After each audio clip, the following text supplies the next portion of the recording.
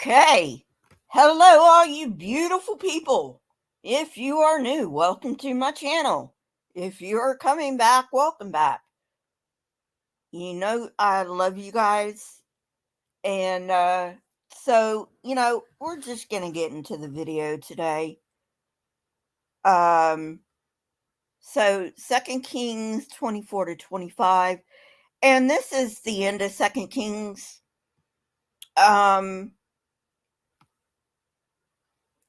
Strangely enough, Samuel, Kings, and Chronicles are like supposedly well, especially Kings and Chronicles, they kind of overlap, okay? But Samuel, I don't think the Jewish Bibles, by the way, if I have any Jewish friends here, thank you for coming. And, I'm not denigrating your belief system. I am coming against the belief system that I was raised in. So, not denigrating your belief system. Just want to get that out of the way. So, in the Christian Bible, we are at the end of Second Kings. So, let's go.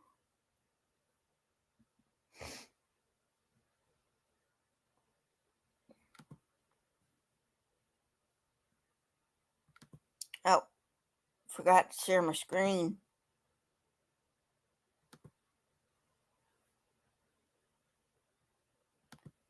Just a minute.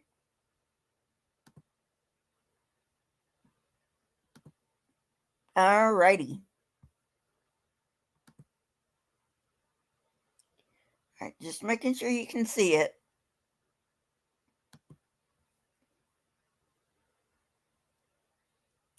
So I'm using the NIV, which I know is not the best version, but let's just roll with it, okay? All right. Chapter 24. During Jehoiakim's reign, Nebuchadnezzar, king of Babylon, invaded the land, and Jehoiakim became his vassal for 3 years. But then he turned against Nebuchadnezzar and rebelled. The Lord sent Babylonian, Aramean, Moabite, and Ammonite raiders against him to destroy Judah in accordance with the word of the Lord proclaimed by his servants, the prophets.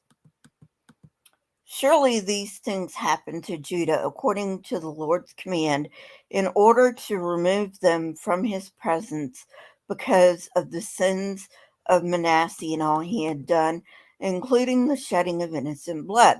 For he had filled Jerusalem with innocent blood, and the Lord was not willing to forgive.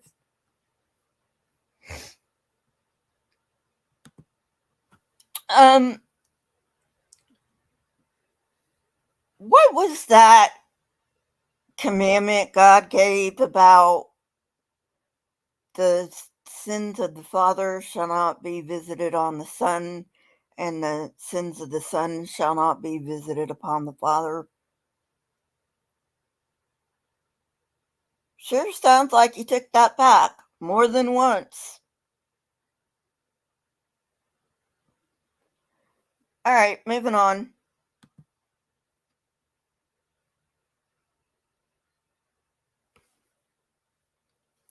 As for the other events of Jehoiakim's reign, and all he did, are they not written in the books of the annals of the kings of Judah? Jehoiakim rested with his ancestors, and Jehoiakim, his son, succeeded him as king. Verse 7, the king of Egypt did not march out from his own country again, because the king of Babylon had taken all his territory, from the Wadi of Egypt to the Euphrates River.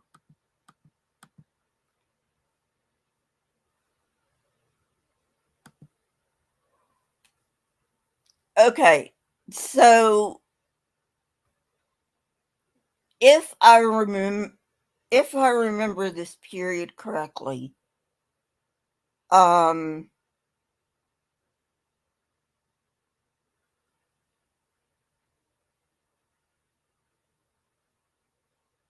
Pharaoh Necho II was Pharaoh in Egypt at this time.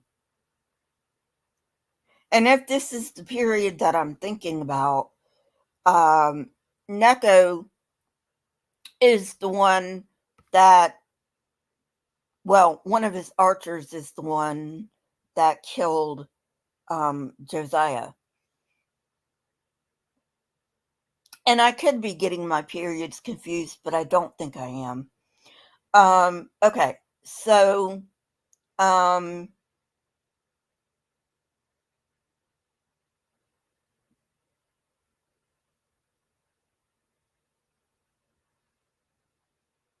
so at this time, uh, Egypt had not like been they like they didn't have as big of an empire um as they did before. Um so anyway, going on.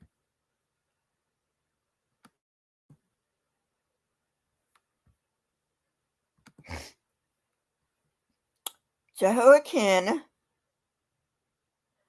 was 18 years old when he became king, and he reigned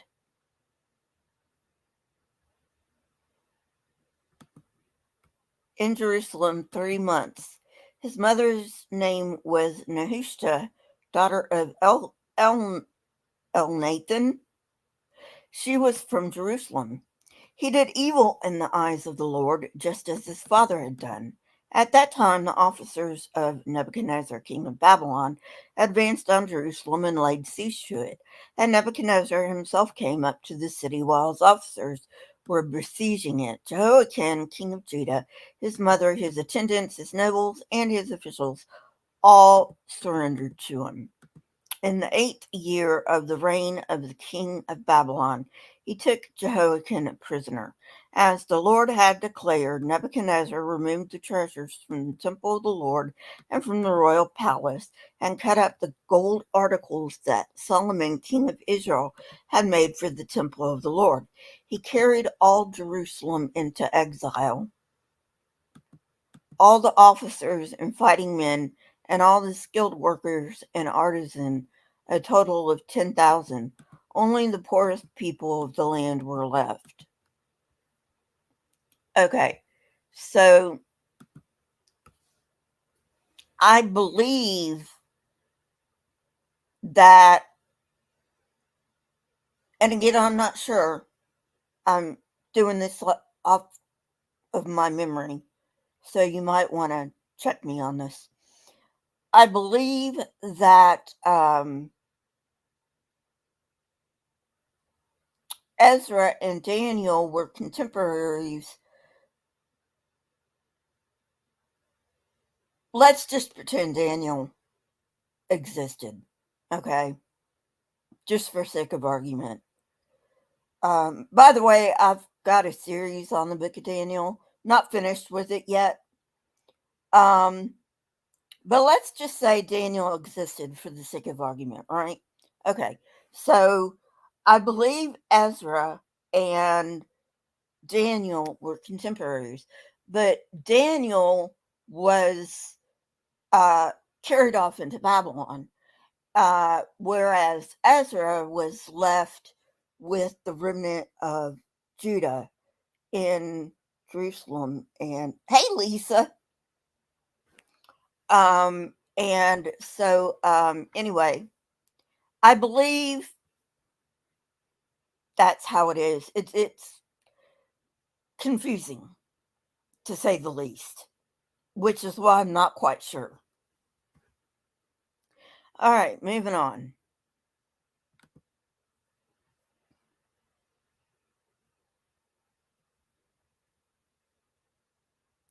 Nebuchadnezzar took Jehoiakim captive to Babylon. He also took from Jerusalem to Babylon the king's mother, his wives, his officials, and the prominent people of the land. The king of Babylon also deported to Babylon the entire force of 7,000 fighting men, strong and fit for war, and 1,000 skilled workers and artisans. He made Mattaniah, Jehoiakim's uncle, king in his place, and changed his name to Zedekiah. Verse 18, Zedekiah was 21 years old when he became king, and he reigned in Jerusalem 11 years. His mother's name was Hamutal, daughter of Jeremiah. She was from Libnah. I do not think this is Jeremiah the prophet.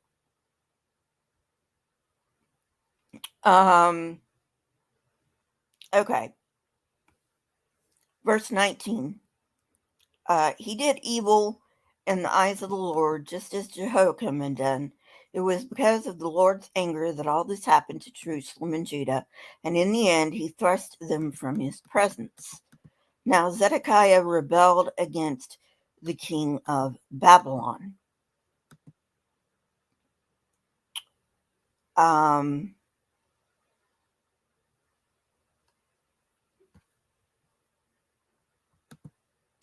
It's not too uncommon to see a foreign king put a vassal king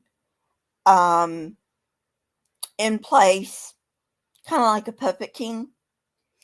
And then this puppet king will rebel. That wasn't at all like unheard of in the ancient world, right? So,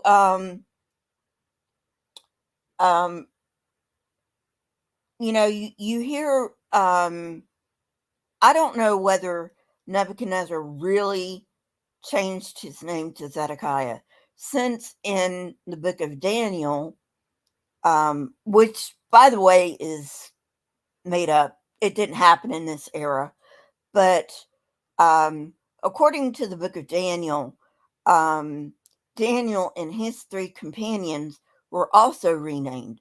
So it could be a form of dissociating the people from the land, if that makes sense. All right, moving on.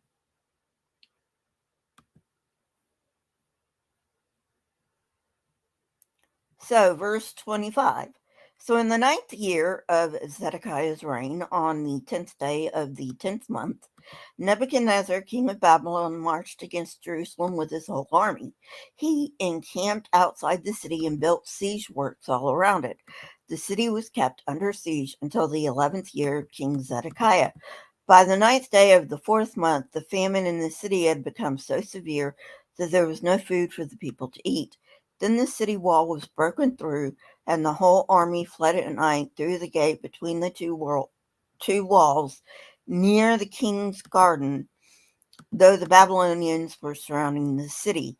They fled toward the Arabah, but the Babylonian army pursued the king and overtook him in the plains of Jericho. All his soldiers were separated from him and scattered, and he was captured. He was taken to the king of Babylon at Riblah, where sentence was pronounced on him. They killed the sons of Zedekiah before his eyes. Then they put out his eyes, bound him with bronze shackles, and took him to Babylon.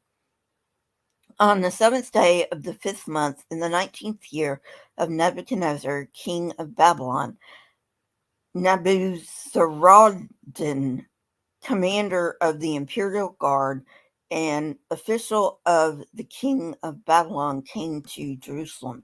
He set fire to the temple of the Lord, the royal palace, and all the houses of Jerusalem. Every important building he burned down. The whole Babylonian army, under the commander of the imperial guard, broke down the walls around Jerusalem. Nebuzaradan, the commander of the guard, carried into exile the people who remained in the city, along with the rest of the populace and those who had deserted to the king of Babylon. But the commander left behind some of the poorest people of the land to work the vineyards and fields.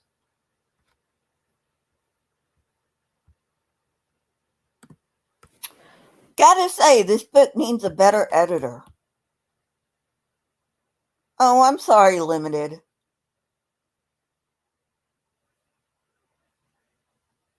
This book needs a better editor. That's all I gotta say.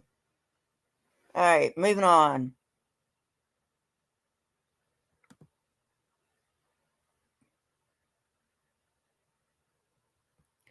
Verse 13.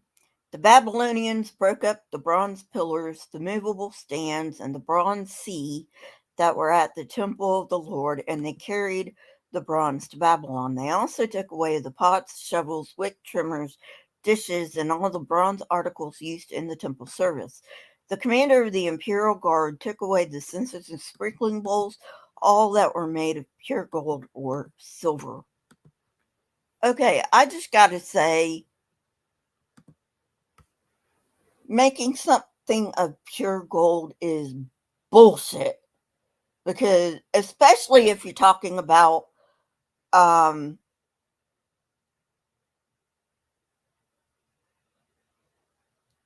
especially if you're talking about bowls, because pure gold is very fragile. Pure gold is very fragile. So it is absolute bullshit that a bowl would be made of pure gold.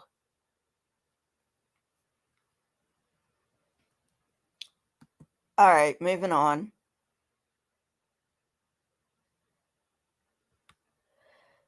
Verse 16, the bronze from the two pillars, the sea, and the movable stands which Solomon had made for the temple of the Lord was more than could be weighed. Each pillar was 18 cubits high.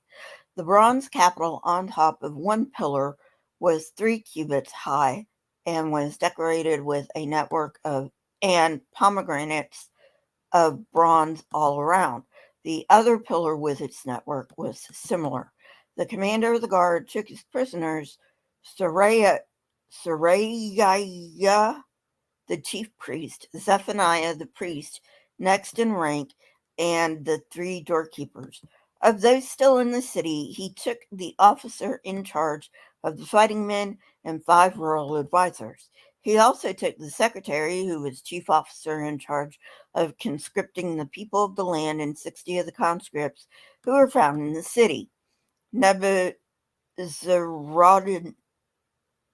the commander, took them all and brought them to the king of Babylon at Riblah.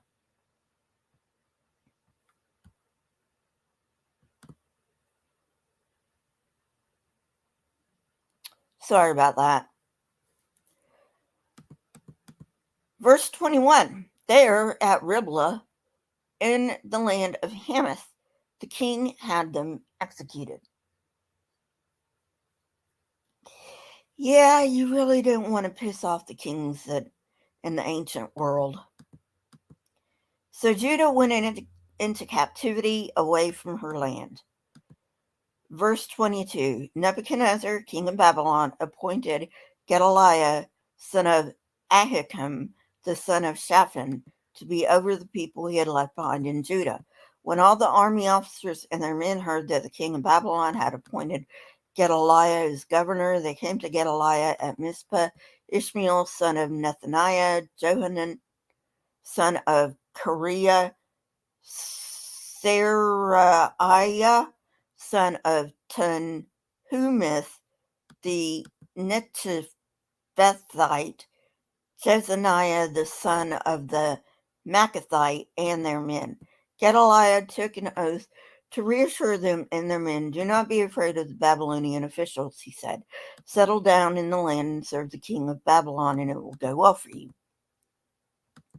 Verse 25, in the 7th month, however, Ishmael, son of Nethaniah, the son of Elishama, was of royal blood, came with 10 men and assassinated Gedaliah, and also the men of Judah and Babylonians who were with him at Mizpah.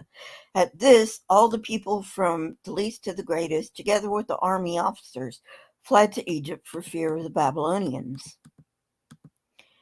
Verse 27, in the 37th year of the exile of Jehoiakim, king of Judah, in the year Marduk became king of Babylon, he released Jehoiakim, king of Judah, from prison. He did this on the 27th day of the 12th month. He spoke kindly to him and gave him a seat of honor higher than those of the other kings who were with him in Babylon. So Jehoiakim put aside his prison clothes and for the rest of his life ate regularly at the king's table. Day by day, the king gave Jehoiakim a regular allowance as long as he lived.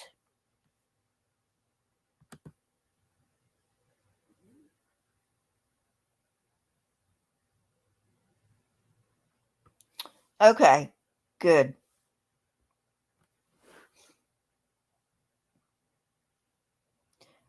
So that's all I've got for today. I didn't really have much in way of colorful commentary. I don't know, it's kind of boring actually.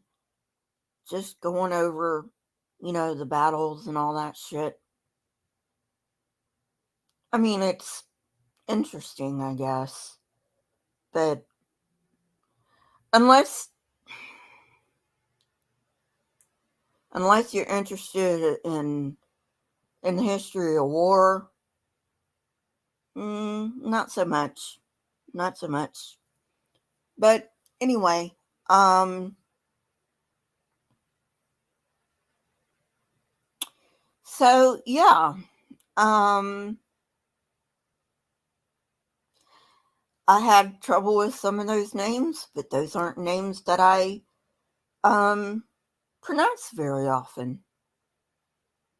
I mean, they don't roll off the tongue like Nebuchadnezzar does. Of course, I can only say Nebuchadnezzar right off the tip of my tongue because I grew up saying it. So, yeah.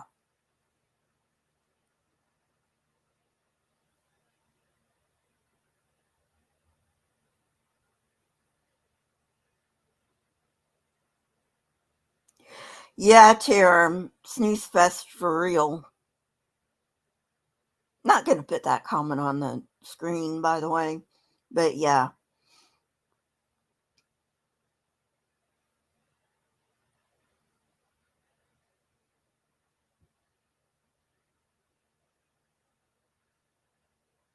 Um, I'm not even going to ask about that, Lisa. They may have been, who knows? The people who claim to be Israelis today may not even, be descendants, you know, of those original people. We actually have no way of knowing.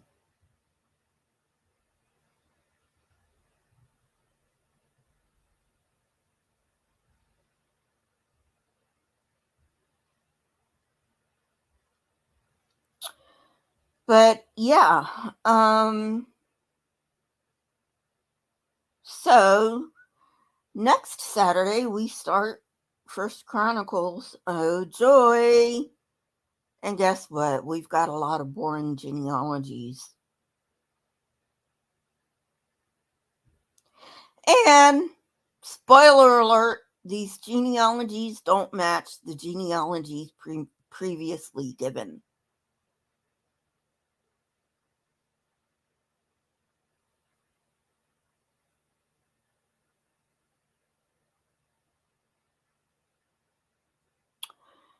To a certain extent, limited.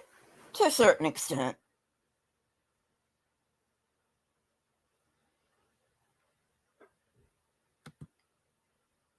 I mean, some battles we definitely know happened, right? Some battles we definitely know happened, and some are just made up. So, yeah, you're right. Some of them are just myths. And it's hard to tell which is which unless you get down into the nitty gritty details, you know.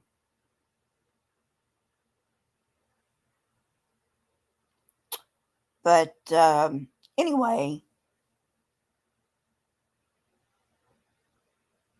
yeah, Tim, really.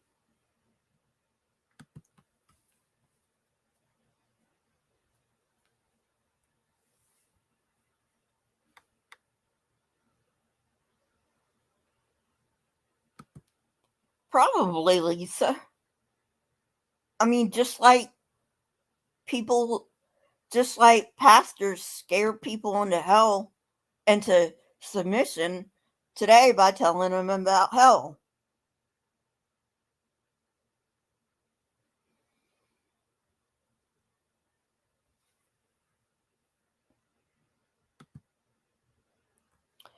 Well, we know that we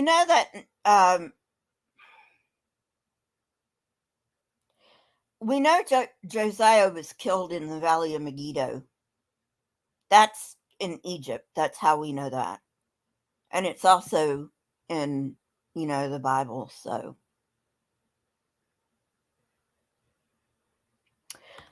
um, anyway, but I mean, yeah, you're right in the sense that um, kings are gonna put up their conquests. Especially ancient kings are like gonna um, um, exaggerate their conquests, and they're also going to make up conquests to make them look bigger than life to their people, to say don't fuck with him.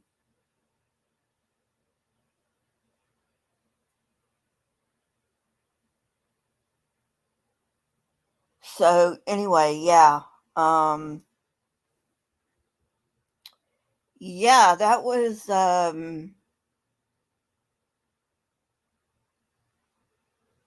it was very common back then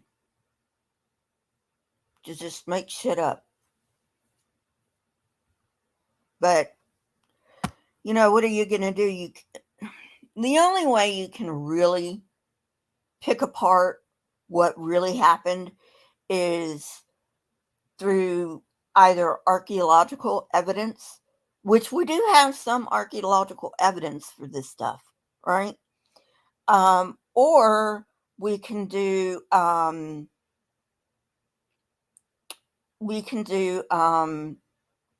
contextual analysis, like say two different cultures are gonna talk about the same war, then we're safe to assume that that war really happened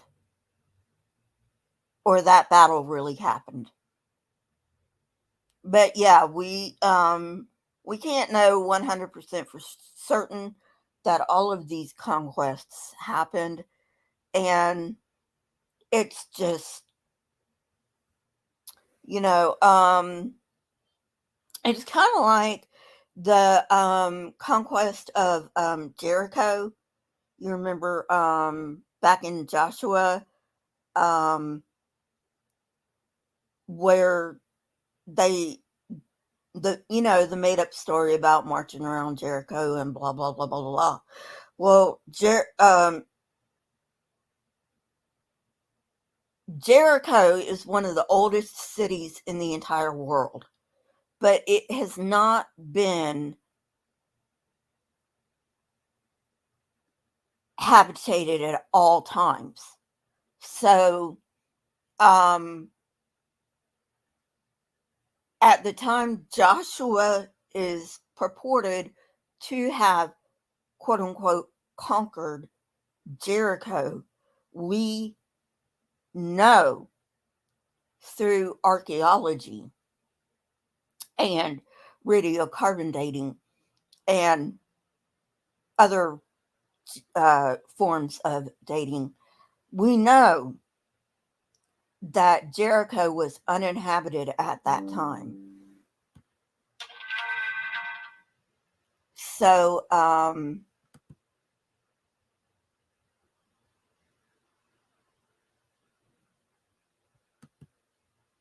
yeah, Terem, exactly. Exactly. So, anyway, I'm sorry, guys. I'm tired. I think I'm going to go take a nap, even though it's like 4:30 p.m. here. Um, I'm at least going to trot off to bed and see what happens. Oh, Lisa, I use Edge, and I also use Google. Just depends on what computer I'm on as to what browser I'm using.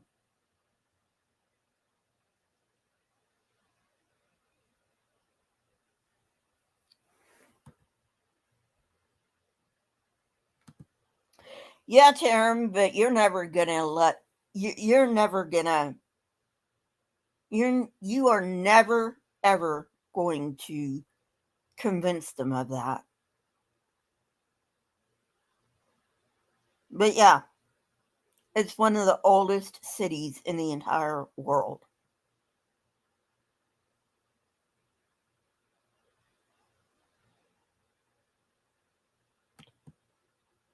And interestingly, Jericho has not always had walls.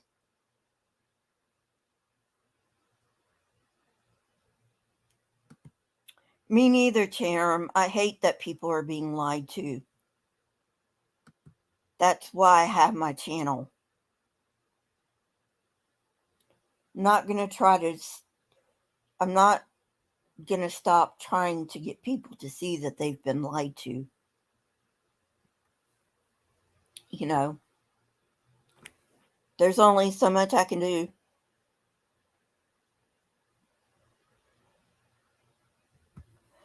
So anyway, if you would hit the thumbs up button or the thumbs down, I really don't care. Leave a comment down below. It's good for the algorithm. If you're in a financially secure position, please join this channel. You can join for as little as 99 cents a month. You get my debunks at least one day early, usually 2 days early. But anyway, and I will see you guys later. Bye.